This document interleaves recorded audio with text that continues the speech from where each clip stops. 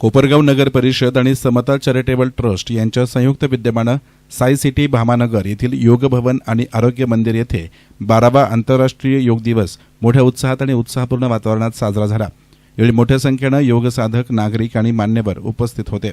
कार्यक्रमाचं प्रास्ताविक योग शिक्षक सतीश गुजराथी यांनी केले, तर कार्यक्रमात योगगुरू अभिजित शहा, महेश थोरात यांच्या मार्गदर्शनाखाली विविध योगासनांचे प्रात्यक्षिक सादर करण्यात आले। यामध्ये नाजुकाताई गव्हाळे यांनी योग पतंजली श्लोक, गायत्री मंत्र, मराठी लोकगीतांवरील आधारित असे योगाचे सादरीकरण महिला योग साधकांकडून करून दाखवले।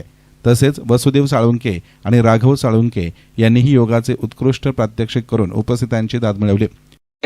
आयुष्याची गुरुकिल्ली जेणे दिली प्रत्येकाच्या आयुष्याला निरोगी राहण्याची संधी। आज 12वा आंतरराष्ट्रीय योग दिन।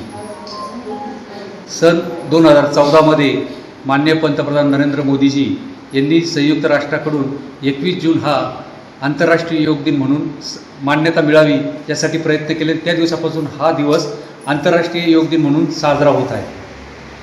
तेव्हापासून तर आजतागायत या योगाची संस्कृती संपूर्ण जगभर पसरली। भारताची ही जी काही संस्कृती आहे संपूर्ण जगाने स्वीकारली आहे।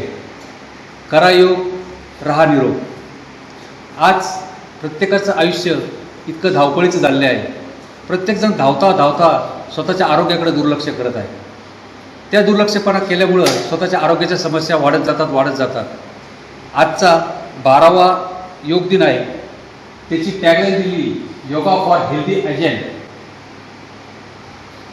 त्याचा अर्थ मराठी निरोगी वृद्धत्वाकडे आनंदाने बघा।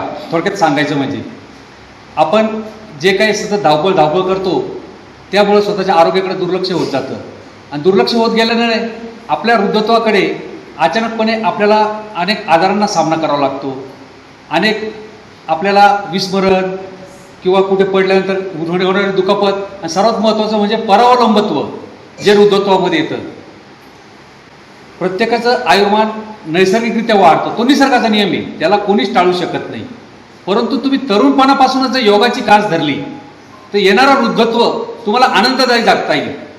ते तुम्हाला कोणाची परावलंबत्व स्वीकारण्यासाठी तुम्हाला ते कायम ते विरोध करेल। स्वतः तुम्ही सक्षम राहाल, ही त्या आजच्या टॅगलाईनची थोडक्यात आपल्याला माहिती देता येईल। त्यासाठी प्रत्येकाने तरुणपणापासूनच जर योग साधनेला जर महत्त्व दिलं, योगाचा जर अभ्यास केला तर येणारं वृद्धत्व आनंदाने हसत सर्वांना जगता येईल। यावेळी काका कोयटे, उत्तम शहा, जेठाबाई पटेल, योगगुरू अभिजित शहा, सुहासिनी कोयटे, किरण देशमुख, मंदा घनगाव यांच्यासह अनेक मान्यवर हजर होते। याचबरोबर नंदकुमार जाधव यांनी मनोगत व्यक्त करून योगाचं महत्त्व विशद केलं। कार्यक्रमात संगीता देवकर यांनी स्वलिखित योग कविता सादर केली। त्यांच्या कवितेने योग, आरोग्य आणि मानसिक संतुलनाचा संदेश उपस्थितांपर्यंत प्रभावीपणे पोहोचला।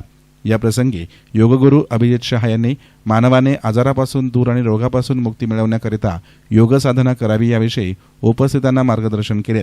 यावेळी राजेंद्र जगताप, नंदकुमार जाधव, बाळासाहेब शेंडगे, बोरनारे सर, राजेंद्र वरखडे यांच्यासह अनेक योग साधकांनी योगासनांचे सादरीकरण केले। मी सकाळी मॉर्निंग वॉकला यायचो। कोणी म्हणायचं चर्च होणार आहे, कोणी म्हणायचं शाळा होणार आहे, कोणालाच काही समजत नसतं ही बिल्डिंग कशा करता बांधली। आणि एक दिवस माजी खासदार सदाशिवराव लोखंडे यांचा मला निरोप आला की हे योग भवन बांधलेलं आहे, त्याचं पालकत्व तुम्ही घ्या।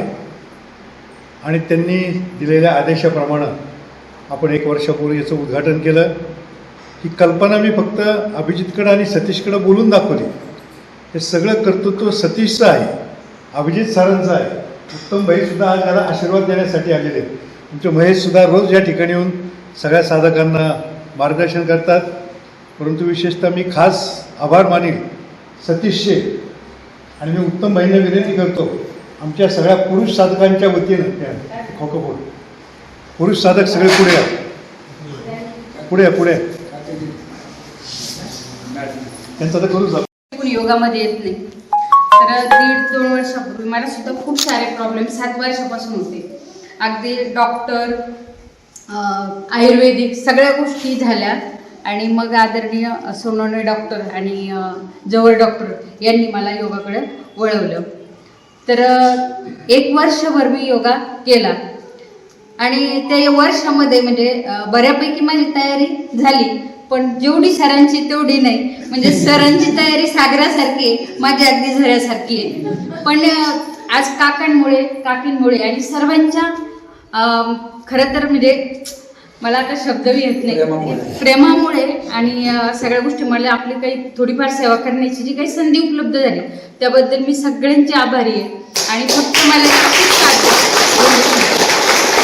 याप्रसंगी कांचन भंडारी, अनुसया भास्कर, सौ कहांडळ, संगीता म्हस्के, किरण देशमुख, मनीषा सोनवणे, सुमन रोहम, कांचन काजळे, उषा भंडारे, प्राजक्ता घोरपडे, संगीता गाडेकर, वैशाली जाधव, सुरेखा भोईर, क्षमा कुलकर्णी, संगीता देवकर, मीरा थोरात, नीता पाटोळे, दीपमाला चव्हाण, विमल शिंदे, ज्योती सनवणे, मंदा घणगाव, पूनम पाटोळे, रेखा कदम, संगीता बोरनारे, भारती यादव, सुनीता झावरे, ज्योती पारखे आदींसह योगसाधक योगसाधिका उपस्थित होते. यस्तान मीडियासाठी प्रतिनिधी युसुफ रंगरेज, कोपरगाव.